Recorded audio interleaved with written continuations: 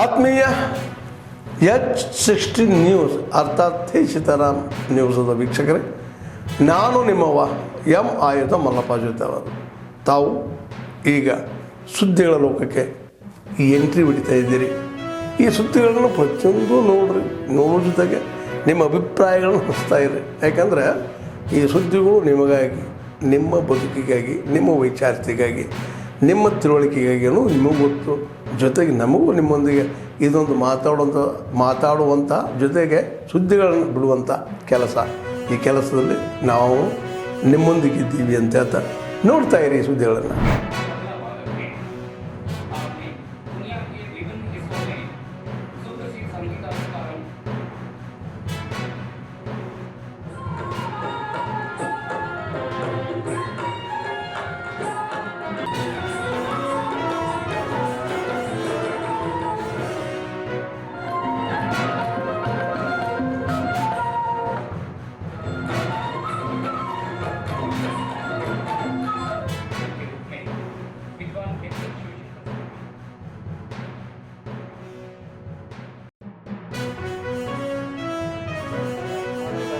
ಆಕಾಶವಾಣಿಯ ರಾಷ್ಟ್ರೀಯ ವಾಹಿನಿಯಲ್ಲೂ ಕೂಡ ಈ ಕಾರ್ಯಕ್ರಮ ಪ್ರಸಾರ ಆಗ್ತದೆ. ಜನವರಿ ತಿಂಗಳ 1ನೇ ತಾರೀಕಿನಿಂದ ಜನವರಿ ತಿಂಗಳ 31ನೇ ತಾರೀಕಿನವರೆಗೆ ಆಕಾಶವಾಣಿ ಈ ಬಾರಿ 67ನೇ ಅಖಿಲ ಭಾರತ ಸಂಗೀತ ಸಮ್ಮೇಳನದಲ್ಲಿ ಸ್ಥಳೀಯ ಕಲಾವಿದರಿಗೆ ಆದ್ಯತೆಯನ್ನು ನೀಡಿರೋದ್ರಿಂದ ಮೈಸೂರಲ್ಲದೆ ಇಬ್ಬರು ಕಲಾವಿದರು ರಾಷ್ಟ್ರ ಮಟ್ಟದಲ್ಲಿ ಈ ಕಾರ್ಯಕ್ರಮವನ್ನು ಪ್ರಸ್ತುತಪಡಿಸೋದಕ್ಕೆ ಆಕಾಶವಾಣಿ ನೆರವಾಗಿದೆ.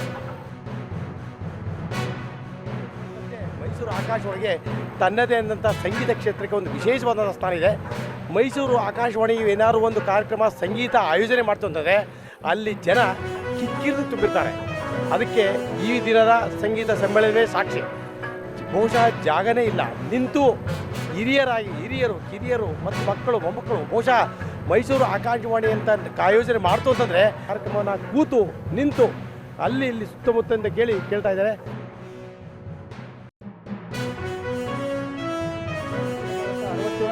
ಸಂಗೀತ ಸಮ್ಮೇಳನದಲ್ಲಿ ಇದ್ದೇನೆ ನಾನು. ಆಕಾಶವಾಣಿ, ಮೈಸೂರು ಆಕಾಶವಾಣಿ ಭಾರತದಲ್ಲಿ ಮೊದಲ ಆಕಾಶವಾಣಿ ಎಂಬ ಕೀರ್ತಿಗೆ ಭಾಜನಾಗಿದೆ. ಈ ಒಂದು 91ರ ಸಂಭ್ರಮದಲ್ಲಿರುವ ಆಕಾಶವಾಣಿಗೆ ಈ 67ನೇ ಆಕಾಶವಾಣಿಯ ಅಖಿಲ ಭಾರತ ಒಂದು ಸಂಗೀತ ಸಮ್ಮೇಳನ ಮೆರುಗು ನೀಡ್ತಾ ಇದೆ. ತುಂಬ ಖುಷಿಯಾಗ್ತಾ ಇದೆ. ಆಕಾಶವಾಣಿ ಸಂಗೀತ, ಸಾಹಿತ್ಯ, ಜನಪದ ಎಲ್ಲ ಅಂದರೆ ಸಾಹಿತ್ಯದ ವಿವಿಧ ಪ್ರಕಾರಗಳಲ್ಲೂ ಕೂಡ ಆಕಾಶವಾಣಿ ಕೆಲವು ಕಾರ್ಯಕ್ರಮ ಮಾಡ್ತಾ ಬರ್ತಾ ಇದೆ.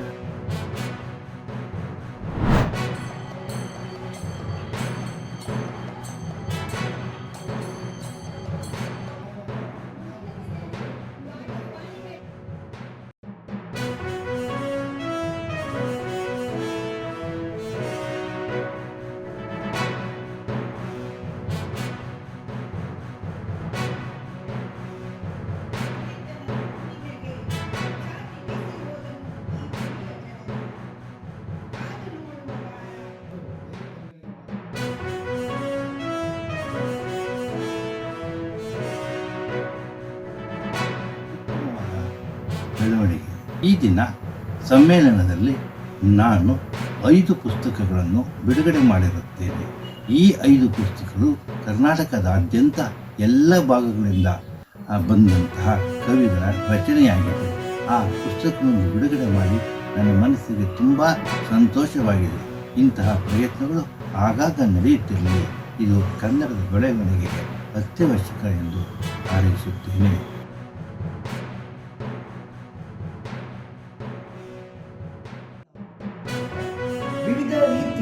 ವಿವಿಧ ಜಿಲ್ಲೆಗಳಿಂದ ಬಂದ್ಬಿಟ್ಟು ಒಂದು ಕಡೆ ಸೇರಿಸಿ ಉತ್ತಮವಾದ ರೀತಿಯ ಕವಿಗೋಷ್ಠಿ ಮಾಡಿ ಕವನಗಳ ಹಾಗೂ ಕನ್ನಡ ಸಾಹಿತ್ಯವನ್ನು ಬೆಳೆಸುವಂತಹ ಈ ಒಂದು ಕಾರ್ಯ ಇದೆಯಲ್ಲ, ನಿಜಕ್ಕೂ ಹೆಮ್ಮೆ ಪಡುವಂತಹ ವಿಚಾರ. ಹೈದರಾಬಾದ್ ಕರ್ನಾಟಕದಲ್ಲಿರುವಂತಹ ಕವಿ ಹೃದಯಗಳು ಕರ್ನಾಟಕದಾದ್ಯಂತ ಸಂಚರಿಸಿ ಕರ್ನಾಟಕದ ಕವಿ ಮನಸ್ಸುಗಳನ್ನ ಒಂದೆಡೆ ಸೇರಿಸ್ಕೊಂಡಿದ್ದು ಇಲ್ಲಿ ಕವಿಗೋಷ್ಠಿಯನ್ನ ಮಾಡ್ತಾ ಇರುವಂಥದ್ದು, ಕನ್ನಡದ ಕಂಪನ್ನ ಬೀರ್ತಾ ಇರುವಂಥದ್ದು, ಕನ್ನಡ ಸಾಹಿತ್ಯವನ್ನ ಬೆಳೆಸ್ತಾ ಇರುವಂಥದ್ದು ನಿಜಕ್ಕೂ ಹೆಮ್ಮೆಯಾದಂತಹ ವಿಚಾರವಾಗಿದೆ.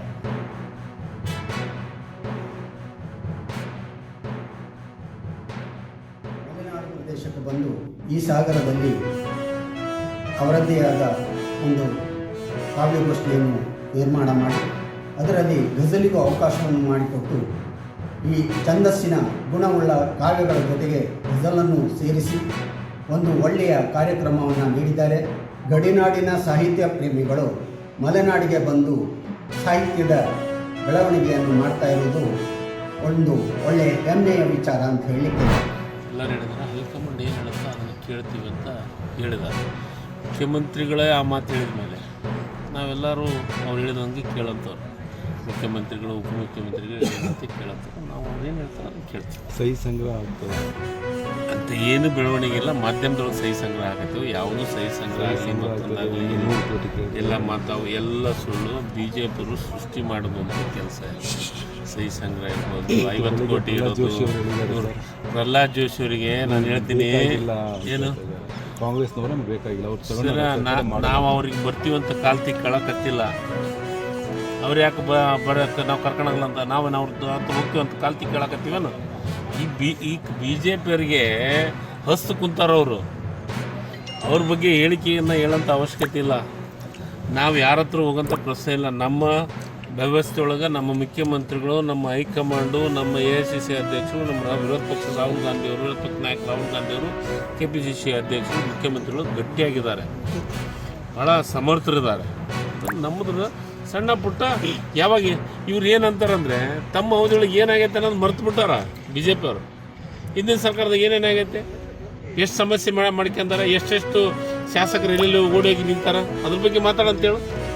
ಸುಮ್ಮನೆ ತಮ್ಮ ತಟ್ಟಿ ಒಳಗೆ ಕತ್ತಿ ಸತ್ತ ಬಿದ್ದೈತಿ, ಅದನ್ನು ನೋಡವಲ್ರಿ.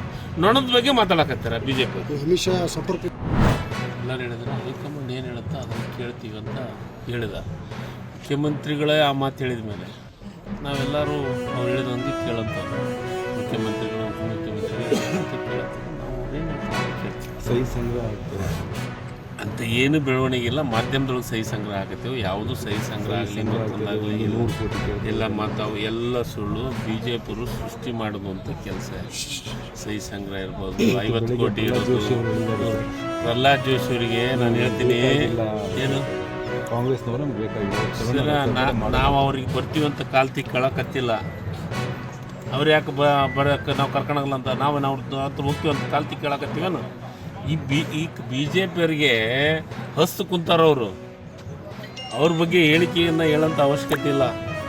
ನಾವು ಯಾರ ಹತ್ರ ಹೋಗೋಂಥ ಪ್ರಶ್ನೆ ಇಲ್ಲ. ನಮ್ಮ ವ್ಯವಸ್ಥೆ ಒಳಗೆ ನಮ್ಮ ಮುಖ್ಯಮಂತ್ರಿಗಳು, ನಮ್ಮ ಹೈಕಮಾಂಡು, ನಮ್ಮ AICC ಅಧ್ಯಕ್ಷರು, ನಮ್ಮ ವಿರೋಧ ಪಕ್ಷ ರಾಹುಲ್ ಗಾಂಧಿಯವರು, ವಿರೋಧ ಪಕ್ಷ ನಾಯಕ ರಾಹುಲ್ ಗಾಂಧಿಯವರು, KPCC ಅಧ್ಯಕ್ಷರು, ಮುಖ್ಯಮಂತ್ರಿಗಳು ಗಟ್ಟಿಯಾಗಿದ್ದಾರೆ, ಭಾಳ ಸಮರ್ಥರಿದ್ದಾರೆ. ನಮ್ಮದ್ರ ಸಣ್ಣ ಪುಟ್ಟ ಯಾವಾಗ ಇವ್ರು ಏನಂತಾರಂದರೆ ತಮ್ಮ ಅವಧಿಯೊಳಗೆ ಏನಾಗೈತೆ ಅನ್ನೋದು ಮರ್ತು ಬಿಟ್ಟಾರ ಬಿ ಜೆ ಪಿಯವರು. ಹಿಂದಿನ ಸರ್ಕಾರದಾಗ ಏನೇನಾಗೈತೆ, ಎಷ್ಟು ಸಮಸ್ಯೆ ಮಾಡ್ಕೊಂತಾರೆ, ಎಷ್ಟೆಷ್ಟು ಶಾಸಕರು ಎಲ್ಲೆಲ್ಲಿ ಓಡೋಗಿ ನಿಂತಾರ, ಅದ್ರ ಬಗ್ಗೆ ಮಾತಾಡಂತೇಳು. ಸುಮ್ಮನೆ ತಮ್ಮ ತಟ್ಟಿ ಒಳಗೆ ಕತ್ತಿ ಸತ್ತ ಬಿದ್ದೈತಿ, ಅದನ್ನು ನೋಡವಲ್ರಿ. ನೊಣದ ಬಗ್ಗೆ ಮಾತಾಡಕತ್ತಾರ ಬಿ ಜೆ ಪಿ. ಆದ್ಮೇಲೆ ಎಲ್ಲ ಸುದ್ದಿಗಳನ್ನು ನೋಡಿದ್ರಲ್ಲ, ಏನು ಅನಿಸ್ತು ನಿಮಗೆ? ಇದರಲ್ಲೇ ನಿಮ್ಗೆ ಲೈಕ್ ಆಗಿರ್ಬೋದು, ಡಿಸ್ಲೈಕು ಆಗಿರ್ಬೋದು, ಕಾಮೆಂಟ್ ಬೇಡಪ್ಪ ಅಂತೂ ಅನಿಸಿರ್ಬೋದು, ಕಾಮೆಂಟ್ ಮಾಡಬೇಕಪ್ಪ ಅನಿಸಿರ್ಬೋದು, ಶೇರ್ ಮಾಡಬಾರ್ದಪ್ಪ ಅನಿಸಿರ್ಬೋದು, ಅದು ಮಾಡಬೇಕು ಅನಿಸಿರ್ಬೋದು. ಏನಾದರೂ ಆಗಲಿ ಶೇರ್ ಮಾಡ್ತಾಯಿರಿ, ಈ ನ್ಯೂಸ್ಗಳನ್ನ ಹಂಚ್ತಾ ಇರಿ, ಜೊತೆಗೆ ಇದಕ್ಕೆ ಸಬ್ಸ್ಕ್ರೈಬ್ ಆಗ್ತಾಯಿರಿ ಅಂತ ಹೇಳ್ತಾ H16 ನ್ಯೂಸ್ ಅರ್ಥಾತ್ ಹೇ ಸೀತಾರಾಮ್, ಇದು ಸತ್ಯದ ಕೈಗೆ ನಡಿ. ವಂದನೆಗಳು.